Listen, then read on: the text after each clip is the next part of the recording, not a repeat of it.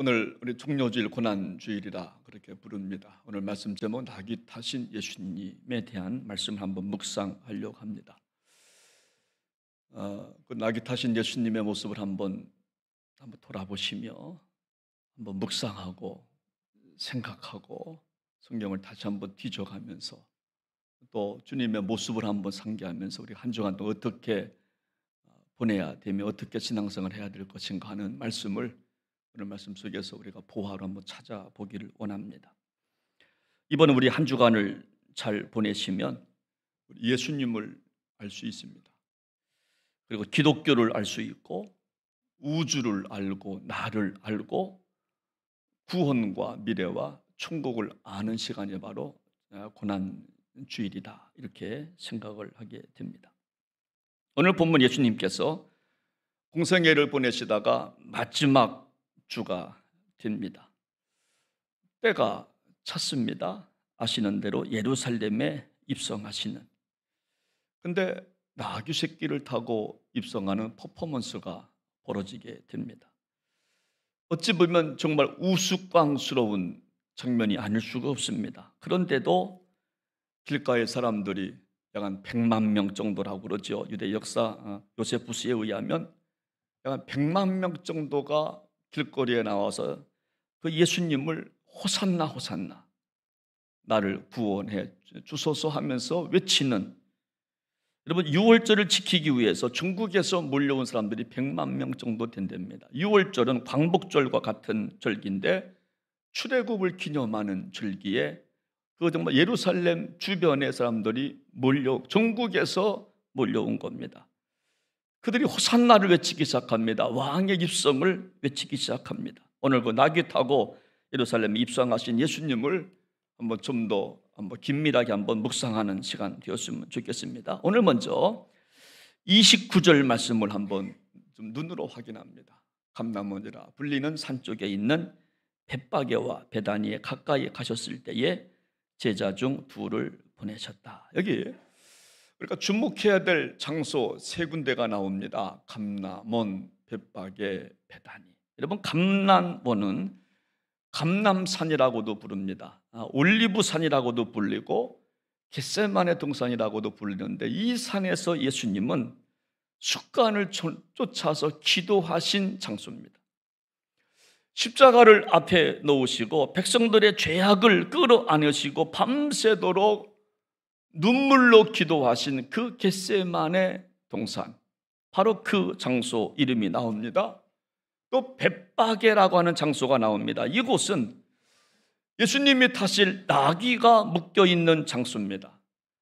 여기 그 벳바게의 뜻은 뭐냐면 설익은 무화과의 집, 그래서 무화과 나무가 많았는데 설익어서 사람들이 몰려왔던, 가난하고 배고픈 사람들이 이 벳바게에 모여서 설익은 열매를 따먹던 그 장소가 바로 벳바게입니다. 그리고 베다니가 나오죠. 베다니는 정말 예루살렘 근처에 있는 동네인데 이곳에 나병 환자들이 몰려 사는 바로 그 베다니. 그래서 레위기의 법대로 완치 판정을 받기 위해서 제사장에게 보이기 위해서 여기서 사무실에 머물렀던 그 베다니에 많은 아픈 환자들이 몰려 있습니다. 여러분, 이제 드디어 제자들은 예수님께서 시키신 대로 나귀를 끌고 오는 장면이 오늘 30절부터 36절까지 나오죠. 여러분, 예수님은 한 번도 타보지 않은 나귀, 그것도 새끼, 어린 나귀 새끼를 타셨다, 성경은 말합니다. 여러분, 그때 길가에서는 수많은 100만 명이 넘는 사람들이 호산나 호산나 하시면서 정말 나를 구원해 달라고 외치기 시작합니다. 자기들의 옷을 벗어서 길가에 깔기 시작합니다. 밟고 오십시오. 그냥 오시지 마십시오. 왕의 행차를 지금 부르고 있는 겁니다. 여러분, 근데요, 이 말씀은 이미 스가랴 선지자가 예언한 말씀입니다. 스가랴 9장 9절 말씀을 보면 이렇게 이미 정말 예견된 말씀이 이루어지는 겁니다. 시온에 따라 크게 기뻐할지어다. 예루살렘에 따라 즐거이 부를지어다. 보라, 내 왕이 내게 임하시나니 그는 공의로우시며 구원을 베푸시며 겸손하여서 나귀를 타시나니 나귀의 작은 것 곧 나귀 새끼니라. 이미 이 말씀을 정말 이루시는 장면. 그래서 오늘 여기 특별하게 겸손하여서 나귀를 타셨다 이렇게 기록하고 있는데, 이것을 우리가 가끔 정말 오해하는 경우가 있는데, 여러분 나귀를 타면 겸손한가요? 한번 생각해 보시죠. 나귀를 타야 겸손합니까? 대형차 말고 승용차, 작은 소형차 타면 겸손합니까? 그것은 아니라는 겁니다. 여러분 여기서 겸손해서 나귀를 타셨다라고 하는 뜻은 뭐냐면 신분을 낮추셨다는 겁니다. 본질 자체가 겸손이라는 거죠. 하늘의 황태자직을 버리시고 이 땅에 오신 거예요. 어떤 몸으로? 나귀 새끼와 같은 몸으로. 말을 탈 수 있는 그분이 그 황태자직을 포기하고 죄인의 몸으로 이 땅에 정말 오시는 겁니다. 성격상 겸손하셨다 그런 말이 아니라 신분 자체가 겸손하셨다라고 하는 것입니다. 그래서 예수님은, 여러분 우리가 이 말을 조금만 한번 바꿔서 설명드리면, 겸손하셔서 나귀를 타신 것이 아니라 겸손하셨지만 나귀를 타신 거예요. 본질이 겸손이기 때문에. 겸손해서 나귀를 탄 게 아니라 겸손하셨지만 나귀를 타셨어요. 소형차를 타야 겸손하다는 정말 말이 아니라는 겁니다. 나귀를 타서 겸손한 게 아니라 그분 본질상 겸손하셨다라고 하는 거예요. 여러분 예수님께서 어린 나귀를 여러분 선택하신 것은 겸손을 보여주기 위한 어떤 퍼포먼스가 아닙니다. 정말 누군가가 보여주기 위해서 나귀를 타신 것이 아니라 겸손 자체에 있습니다. 그래서 겸손하셨지만 나귀도 타신 거예요. 여러분 만약 정말 예수님께서 자신을 자랑했다고 한다면, 자랑하기 원했다고 한다면 그 나귀 새끼 안 탑니다. 말을 타죠. 말을 타죠. 여러분 이 당시 고대사를 보면 예수님께서 나귀 새끼를 타고 입성하시기 전에 어떤 일이 정말 있었는가 하면, 빌라도가 자기가 황제인 것처럼 보여주기 위해서 여러분 국기를 앞세우고 황제의 흉상이 그려진 국기를 앞세우고 예루살렘으로 입성하는 일이 바로 전에 있었습니다. 그래서 사람들은 알아요. 얼마나 빌라도의 행차와 예수님의 행차가 얼마나 다른지 백성들은 알고 있어요. 빌라도는 말을 타고 예루살렘에 입성했습니다. 군인들이 뒤에 줄을 쫙 섰습니다. 여러분 그런데 예수님의 행차는 너무나 초라해요. 그 정말 만왕의 왕이신 예수 그리스도의 행차가 너무나 초라합니다. 나귀 새끼를 타고 달려오시는 겁니다. 그래서 오늘 첫 번째로 우리가 나귀를 타신 예수님의 모습에서 배우는 교훈은 뭐냐면, 예수님의 겸손을 배워야 한다는 거예요. 예수님의 겸손하심. 여러분 상상해 보시기 바랍니다. 조금 전에 말을 타고 국기를 들고 뒤에는 군인들이 따라오던 빌라도의 입성과 어린 나귀를 타고 오시는 예수님의 입성을 생각해 보면 너무나 비교하기 싫은 비교입니다. 참으로 보잘것없는 예수님의 행차였습니다. 여러분 그러나 정말 여기에 숨어있는 비밀이 있다는 겁니다. 여러분 그 비밀이 뭐냐면, 너희가 기대하는 왕은 그런 왕이 아니라는 거예요. 나는 그런 왕이 아니라는 거예요. 하나님의 나라는 세상적 나라와 다르다는 거예요. 여러분 그래서 비록 초라하고 비참하고 우스꽝스러운 모습이지만 그 속에 하나님의 나라의 비밀이 숨어 있다라고 하는 거예요. 그것을 봐줬으면 좋겠다는 거예요. 오늘날 우리 마음속에는 화려한 것을 좋아합니다. 백마 타고 오는 것을 좋아합니다. 누가 나귀 새끼를 누가 좋아하겠어요? 그래서 하나님의 나라는 그런 나라가 아니라는 겁니다. 여러분 당시 나귀를 타고 입성하신 예수님을 보는 세 가지 시선이 있었는데, 첫째는 로마 정부의 시선입니다. 여러분 그들이 본 예수님의 모습은 굉장히 웃기는 모습이에요. 예수님이 나귀를 타고 이상한 모습으로 들어오고 있습니다. 여러분 제가 묻습니다. 로마 정부 사람들이 예수님을 보는 견지에서 여러분 그들은 정치적 왕으로 여러분 봤을까요? 아니면 종교적 퍼포먼스로 봤을까요? 여러분 전자입니까? 후자입니까? 정말 후자일 겁니다. 그들은 정치적 왕으로 정말 안 보입니다. 정치적 왕으로 보면 말을 타고 와야 돼. 겁나게 큰 말, 깨끗한 말, 다듬어진 말을 타고 와야 되는데 예수님은 말이 아니라 나귀 새끼를 타고 오시는 겁니다. 그렇기 때문에 당시 총독이었던 빌라도는 예수님을 체포를 안 한 겁니다. 체포를 안 한 겁니다. 두 번째 시선은 종교 지도자들의 시선입니다. 여러분, 바리새인들 서기관들은 예수님을 어떻게 하면 죽일까, 정치범으로 엮어서 어떻게 하면 넘길까를 생각해 하고 있었는데 이들도 역시 똑같습니다. 예수님이 말을 타고 오지 않냐고 나귀 새끼를 타고 오니까 여러분 반란자로 처형할 수가 없는 겁니다. 정치범으로 몰아세울 수가 없는 겁니다. 여러분, 당시 로마 당국은요 정치범이 아니면 관대했거든요. 그래서 관대하게 그냥 풀어주는 겁니다. 세 번째 시선은 백성들의 시선입니다. 백성들은 나귀를 타고 입성하신 예수님을 보고 처음에는 호산나 외쳤어. 우리를 구원해 주소서.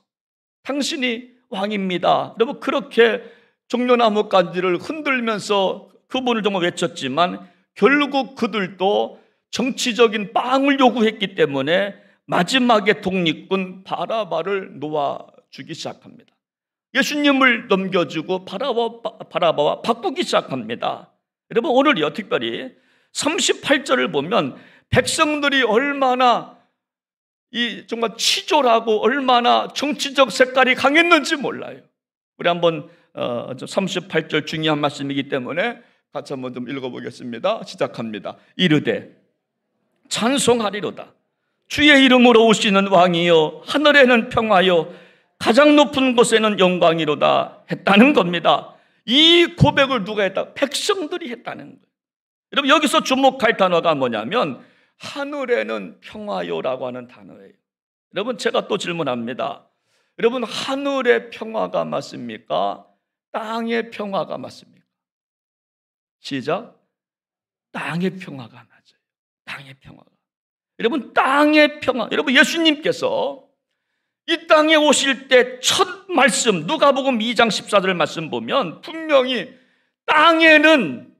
땅에서는 하나님이 기뻐하시는 사람들 중에 평화로다 분명히 말씀했어요. 예수님이 맨 처음에 오실 때 하신 말씀이 뭐냐면 나는 이 땅의 평화 때문에 왔다라고 선포했습니다. 그런데 백성들은 지금 살짝 바꿔버립니다. 하늘의 평화를 요구하는 거예요. 이유는 정치적 왕을 요구했기 때문에.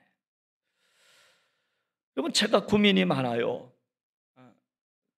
정말 여러분들이 땅의 평화와 하늘의 평화를 이해하실까?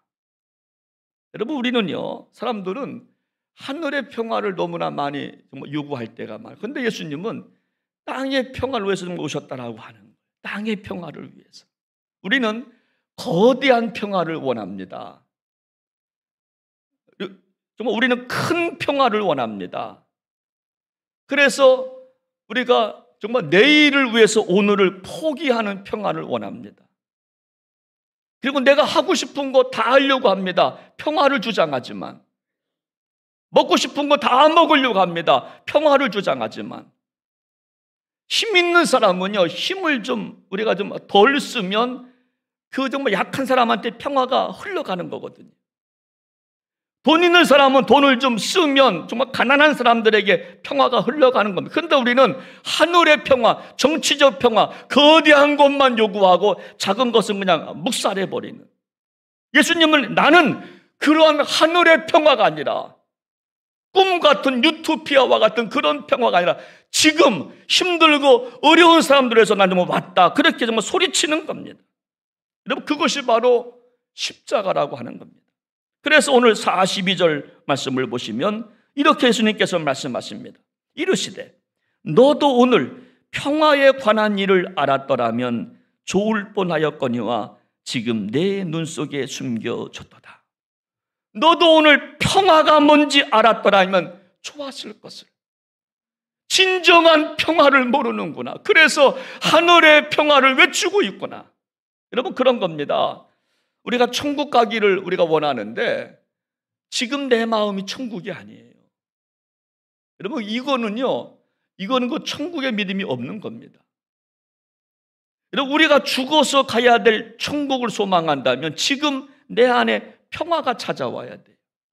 천국이 있어야 되는 겁니다. 바로 정말 그거와 정말 같은 겁니다. 너도 오늘 평화의 평화가 뭔지를 알았더라면 너무너무 좋았을 것이다 라고 정말 탄식하는 말씀입니다. 그렇습니다. 여러분, 하늘의 평화보다 땅의 평화가 우선이에요. 순서가 있는 겁니다. 이 땅의 모든 국가는 평화를 말합니다. 북한도 평화를 말해요. 중국도, 소련도, 미국도, 우리 대한민국도 평화를 말해요. 저도 평화를 말하고 가정도, 교회도 평화를 말하는데 대부분 말하는 평화는 힘의 평화입니다. 내가 뭔가를 더 가져야 누리겠다고 하는, 누림으로 다스려 보시려고 하는 이런 평화, 힘의 평화를 말합니다. 인간적 평화를 말하는데 예수님은 아니, 그런 평화 말고 죽는 거야. 평화를 위해서 네가 죽어야 돼. 이런 평화를 말씀하는 거예요. 정말 예수님께서 나는 그런 평화가 아니라고, 나는 그런 모습의 왕이 나는 빌라도의 행차가 아니라고, 나는 정권을 세우기 위해서 오신 것이 아니라고. 여러분, 내가 이 땅에 온 것은 배단이 벳박의 감람산 주변에서 어려워하고 아파하고 배고픔 때문에, 그리고 병든 사람들을 위해서 난 정말 왔다. 여러분, 그것을 선포하기 위해서 어린 나귀를 타고 이 땅에 정말 오시는 것입니다. 정말 입성 정말 하시는 것입니다. 그래서 주님의 입성은 우스꽝스럽지만, 초라하지만, 화려하지 않지만 어린 나귀를 타시고 예루살렘에 정말 입성하신 예수님의 겸손된 삶을 우리 모두가 배워야 할 줄로 믿습니다. 여러분, 그래서 우리 예수님은 요한복음 14장 27절 말씀에서 이렇게 말씀하십니다.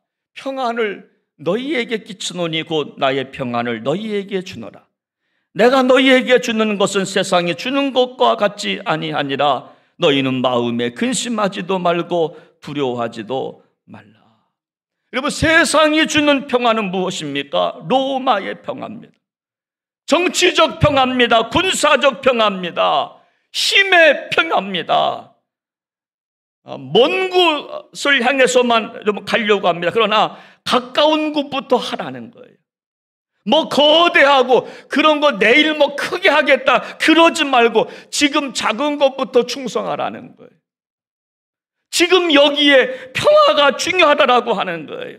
하나님과 나와의 깨어진 관계, 그거 회복하는 것이 땅의 평화라고 하는 거예요. 나 때문에 아파하는 사람들 붙잡아주는 것, 그런 것, 그게 바로 땅의 평화라고 하는 거예요. 그래서 베다니 벳박의 감람산 주변에서 굶주리고 아파하는 그 심령들과 함께 하신 예수 그리스도, 이것이 바로 샬롬이라고 하는 것입니다. 여러분, 그래서 겸손이라고 하는 것은요, 그래서 누가 샬롬을 회복하는가 하면 겸손한 자가 평화를 이루어가는 거예요. 교만한 자는 평화가 없어요. 평화를 깹니다. 그러나 겸손한 자가 평화를 정말 이루어가는 거예요. 여러분, 두 번째 예수님께서 정말 낙이 타고 오신 예수님의 모습에서 우리가 배우는 교훈은 뭐냐면, 예수님은 정말 우셨어요. 낙이 타고 오신 예수님의 모습을 보니까 통곡하며 우시는 장면이 나와요. 오늘 41절에 보니까 가까이 오사 성을 보시고 우시며, 여기 정말 가까이 오사라고 하는 말은요, 정말 엔기조라고 하는 말인데, 누가 사람이 온다는 말이 아니라 어떤 중대한 사건이 다가오고 있다는 겁니다. 지금 중대한 사건이, 중요한 사건이 내 앞으로 다가오고 있습니다. 엄청난 일이 일어날 것을 암묵적으로 표현하는 말이 바로 엔기조, 가까이 오사라고 하는 말이에요. 여러분, 이때 예수님께서는 엄청난 사건이 앞에 오는 것을 직감하시고 예루살렘을 보시면서 뭐 하셨다고요? 우셨다는 거예요. 통곡하며 우셨다는 거예요. 정말 예루살렘을 보시면서 예수님 눈물 흘리시는 거예요. 여러분, 우리 예수님은요, 공생의 기간에 3번 우셨습니다. 성경에 나와 있는 것 보니까 첫째는 나사로의 무덤에서 우셨어요. 친구 나사로가 죽었을 때 그 무덤가에 가서 정말 우시기 시작합니다. 두 번째 눈물은 오늘 본문 예루살렘을 보시면서 우셨어요. 세 번째 눈물은 겟세마네 동산에서 십자가를 놓고 아바 아버지여, 이 잔을 내게서 지나가게 하소서. 그러나 아버지의 뜻이라면 내가 지겠습니다. 그 감람산에서 통곡하며 3번 우셨어요. 여러분, 그 이유가 뭘까? 정말 예수님은요, 장차 예루살렘 성전이 어떻게 될지를 아셨기 때문에 눈물을 흘리는 거예요. 무지한 백성들을 생각할 때 눈물 흘릴 수밖에 없는 거예요. 평화가 뭔지를 모르고 외치잖아요. 나는 분명 땅의 평화 때문에 왔는데 백성들은 하늘의 평화를 생각합니다. 앞뒤가 맞지 않아요. 앞뒤가 맞지 않아요. 자기 앞마당도 치지 못하면서 다른 사람 막 책망하고 있는 겁니다. 자기 앞가름도 못하면서 다른 사람, 여러분, 그런 평화가 아니라는 거예요. 성경을 보면요, 예수님이 정말 웃었다는 기록은 없어요.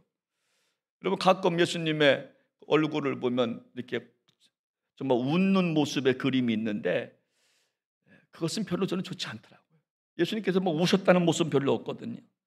여러분, 정말 예수님께서 정말 유머가 없으신 분이 아닙니다. 유머가 정말 있으셨지만 우리 예수님께서 왜 정말 웃지 않으셨는가 하면 이 세상을 보시면서 차마 웃지를 못한 거예요. 예루살렘을 보니까 웃지를 못하고, 무지한 제자들을 보니까 웃지를 못하고, 말을 해도 통하지를 않고, 이해력도 부지하고, 하늘의 평화가 뭔지 땅의 평화가 뭔지를 모르고 있는 백성들을 보니까 웃지를 못하셔요. 여러분, 그렇기 때문에 팔복에서 이렇게 말씀하시잖아요. 애통하는 자가 복이 있습니다. 애통하는 자가 복이 있습니다. 여러분, 왜 애통이 복이 있습니까? 우리가 애통하면요, 하나님의 자비가 시작되기 때문에 애통이 복이 있는 거예요. 우리가 울면 하나님의 자비하심이 시작이 돼요. 그리고 그 자비는 긍휼과 은혜로 이어지기 때문에, 그래서 애통이 중요한 거예요. 눈물이 중요한 거예요. 그래서 기독교의 애통은요, 기적의 시작점이 되는 겁니다. 은혜의 시작점이 바로 애통부터 시작이 되는 거예요. 여러분, 한나가 사무엘을 얻기 전에 애통의 기도를 드리잖아요. 통곡의 기도를 드리잖아요. 자신의 전 존재를 다 쏟아내는 통곡의 기도를 정말 한나가 정말 드리잖아요.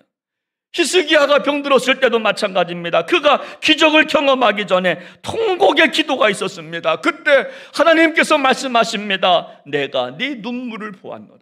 걱정하지 마. 하나님은 우리 눈물을 보시는 분이신 줄로 믿으시기를 바랍니다. 우리 신앙생활 할 때 눈물이 없다면 혹시 내 신앙 가짜일 수 있어요. 아픈 영혼들을 보면서, 나의 죄성을 보면서 아직까지 한 번이라도 회개의 눈물이 없다면 내 신앙 정말 가짜일 수가 정말 있는 겁니다. 그래서 정말 우리 시대에 필요한 것은 바로 뭐냐면 눈물이라고 하는 거예요. 애통의 눈물이 필요한 겁니다. 교회를 보면서 눈물이 있어야 합니다. 이 세상을 보면서 애통의 눈물이 있어야 합니다. 우리 자녀들을 보면서 눈물을 흘려야 하는 겁니다. 교회에 나오지 않는 내 자녀들, 세상을 향해서 걸어가는 내 자녀들을 향해서 우리 예수님께서 십자가에 달려실 때에 그 밑에서 많은 여인들이 울기 시작합니다. 그때 예수님께서 하신 말씀이 뭐냐면, 얘들아 나를 위해서 울지 말고 누구를 위해서 울라고요? 네 자녀들을 위해서 울어라. 그렇게 말씀하시잖아요. 우리 자녀들을 위해서 우리가 애통의 눈물 참으로 흘려야 되는 겁니다.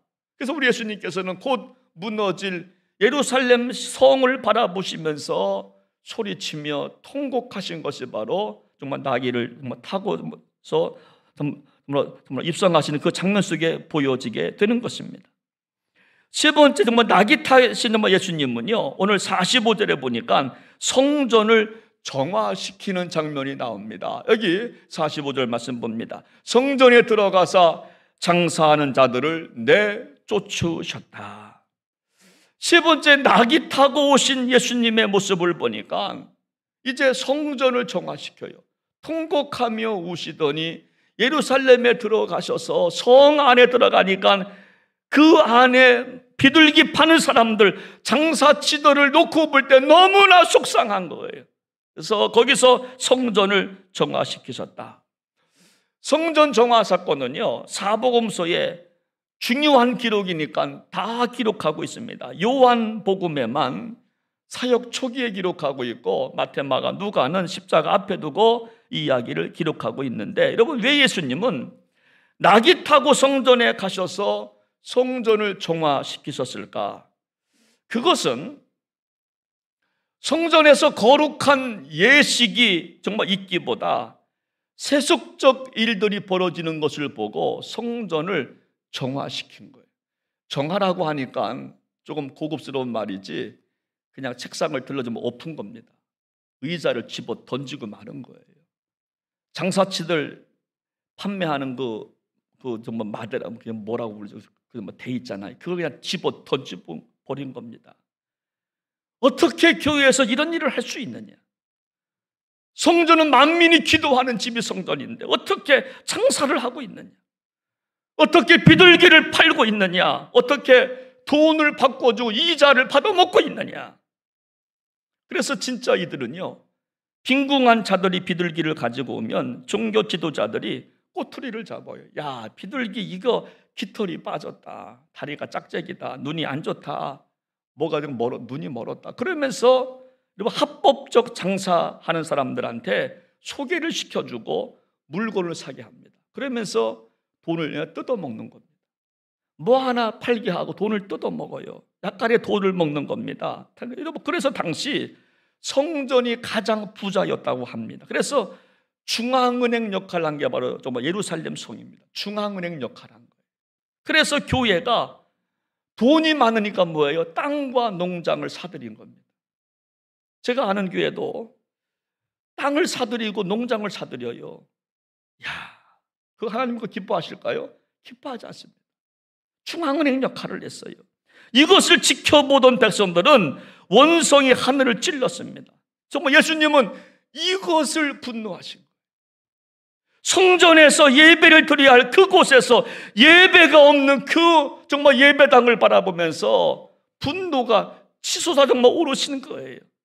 어떤 신학자는요, 정말 예수님의 성전 정화 운동을 말라기 선지자의 말씀을 인용하면서 성전 폐쇄 운동이다, 이렇게까지 말합니다. 여러분, 말라기 1장 10절 말씀을 보시면 이렇게 말씀하고 있습니다. 만군의 여호와가 이르노라, 너희가 내 제단 위에 헛되이 불사르지 못하게 하기 위하여 너희 중에 성전문을 닫을 자가 있었으면 좋겠도다. 내가 너희를 기뻐하지 아니하며 너희가 손으로 드리는 것을 받지도 아니하리라. 정말 말라기 선지자가요, 마지막 선지자가 말라기 아닙니까? 그 선지자가 한 말이 뭐냐면, 영과 진리가 사라진 성전, 형식과 위선이 앞선 성전, 먹고 남은 것들이고 병든 것들이고 훔친 것들이는 재물, 이런 것을 보면서 말라기 선지자가 참으로 선포하는 겁니다. 성전문 닫았으면 좋겠다. 이런 교회라고 한다면 성전문 닫았으면 좋겠다. 강도의 소굴이구나. 좀 아파하신 겁니다. 아파하신 겁니다. 그래서 성전을 뒤집어 엎으신 거예요. 야, 이런 교회라고 한다면 없었으면 좋겠다. 영으로 진리로 예배 드려야 될 예배가 없어요. 형식과 우선으로 가득 차 있습니다. 주님한테 뭔가 드리려고 하는데 남은 거, 쓰다 남은 거, 그거 조금 드리면서 생색나게 좋아하는 그 성전을 바라보면서 뒤집으신 겁니다. 성전 폐쇄 운동이라고 고백하는 거예요. 그래서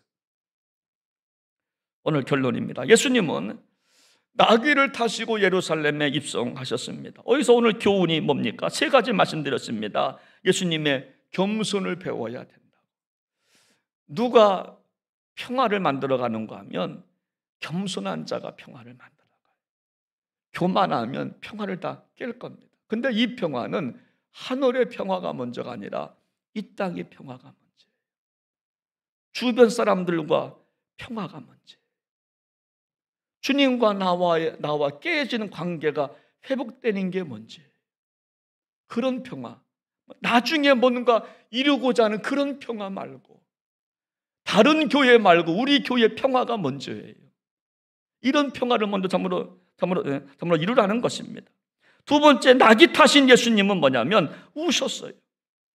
무너질 예루살렘 성을 보시면서 통곡을 하십니다.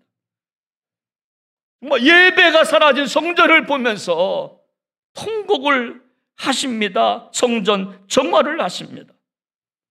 평화가 뭔지 모르는 백성들을 보면서 예수님은 통곡하며 눈물을 흘리십니다. 오늘 종료주일인데 여러분, 우리는 주님의 몸이라고 말하는데 우리 안에 정화되어야 될 부분은 무엇입니까? 내 속에 정화되어야 될 부분은 정말 어떤 모습입니까? 우리 한번 이런 것을 한번 고민하면서 이 시간 찬양 한 곡 부르고 오늘 한번 기도하면서 오늘 말씀을 정리해 하려고 합니다. 찬송가 149장을 함께 부르시면서 오늘 말씀 한번 붙잡고 다 같이 기도하기 원합니다. 149장.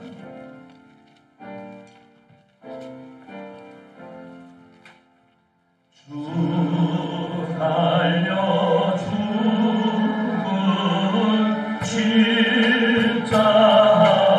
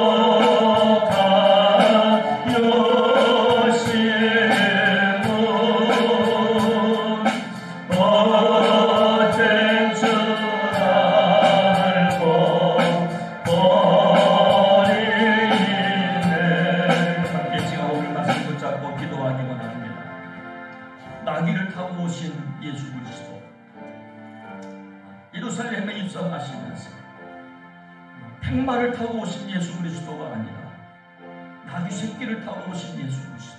우리는 겸손을 배워야 한다고 했습니다. 겸손을 통해서 평화가 이루어지기 때문에 백성들은 하늘의 평화를 원했지만 예수님은 아니, 땅의 평화가 먼저야. 이웃과의 관계가 먼저야. 큰 거 생각하지 말고 권세, 빵 이거 생각하지 말고 이웃과의 관계가 먼저야. 하나님과 막힌 담을 헐어버리는 그 평화가 먼저야. 우리는 때때로 땅의 평화를 집어던지고 하늘의 평화만을 요구할 때가 있습니다. 뭐 큰 것을 바라고 내일 생각하고 오늘에 해야 할 일을 뒤로 미루는 이러한 하나님 이기적인 우리 생각 때문에 평화가 자꾸만 깨져나옵니다. 진정한 평화는 하고 싶지만 하지 않는 것에서부터 시작이 되는 거 아니겠습니까? 내가 할 수 있지만 정말 연약한 사람을 위해서 하지 않습니다. 이런 평화. 그리고 예수님은 예루살렘 성을 향하여 통곡하며 우시기 시작합니다. 평화가 뭔지를 알았더라면 좋았을 것을 너희가 알지 못하는구나. 평화가 너희 눈에 베일에 감춰져 있구나. 무지한 백성들을 향하여 울기 시작합니다.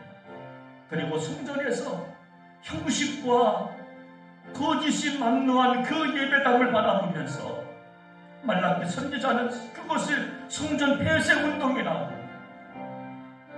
여러분, 우리가 신앙생활 제대로 하지 못하면 주님은 지금도 울고 계신다는 겁니다. 우리를 바라보면서 우십니다. 여러분, 우리가 울어야 할 부분이 얼마나 많이 있습니까? 나의 죄악을 놓고, 아직도 믿지 않는 내 자녀들을 놓고, 아직도 공사 중에 있는 우리 교회를 놓고 우리가 울어야 될 눈물이 얼마나 많이 있습니까? 여러분, 오늘 이 시간 함께 시간 기도하기 원합니다. 하나님, 주님의 마음으로 고난주간 보내게 하소서. 고난주간이 뭔지도 모르고 보내는 어리석은 저희들 되지 않게 하시고, 종료주일의 뜻이 뭔지를 모르고 살아가는 저희들 되지 않게 하시고, 하나님, 주의 뜻을 알고 주님의 마음에 합한 종들 되고 주님의 기쁨 되는 고난주간 되기 원합니다. 한번 그런 마음을 갖고 같이 시간 기도하기 원합니다. 같이 기도합니다. 하나님 아버지, 하나님 아버지, 나귀를 타고 오신 예수 그리스도, 겸손해 나귀를 타셨기 때문에 겸손하신 것이 아니라 예수님은 본질상 겸손하셨습니다. 그래서 그 겸손으로 평화를, 샬롬을 만들어 가셨습니다. 하나님, 우리 안에 샬롬이 있습니다. 우리 교회에 평화가 있습니다. 우리 안에 사랑의 마음이 있습니다. 용서의 마음이 있습니다. 우리 너무나 교만합니다. 너무나 잘난 것이 많습니다. 그래서 평화를 사모할 수 없습니다. 하나님, 우리의 너희 나를 보고 울지 말고 너희를 보고 너희 자녀들을 보고 울라 말씀을 하십니다. 하나님 아버지, 하나님, 우리의 성도를 나를 정화시키기를 원합니다. 내 마음을 정화시켜 나가기를 원합니다. 바르게 섬기지 못한 우리의 신앙을 바라보면서 공복하며 정화시켜 나가기를 원합니다.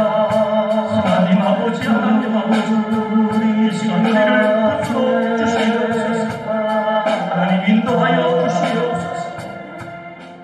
하나님 아버지, 하나님 아버지, 오늘 종료주일 예배를 드립니다. 주님의 모습을 본받기 원합니다. 내 속에 정한 영을 창조하여 주셔서 깨끗한 영으로 주님과 함께 동행할 수 있는, 내 속에 잘못된 것들을 정화시켜 갈 수 있는, 회개하며 한 걸음 한 걸음 십자가 앞에 다가설 수 있는 고난주간이 될 수 있도록 은혜를 베풀어 주옵소서. 존귀하신 예수님의 이름으로 간절히 기도하옵나이다. 아멘.